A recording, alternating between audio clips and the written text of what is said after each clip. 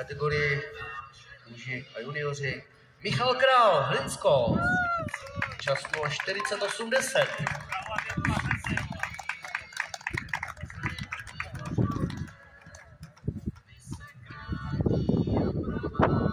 Na místě druhý.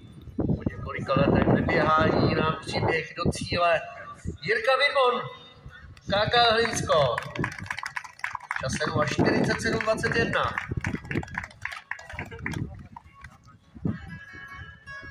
Čahouni. Třetí čahoun, který zvítězil jak celkově, tak i v této kategorii, je Filip Adel, Superior Team. Čas 0:43:27. V rámci přípravy na blížící se Cape Epic v Jižní Africe.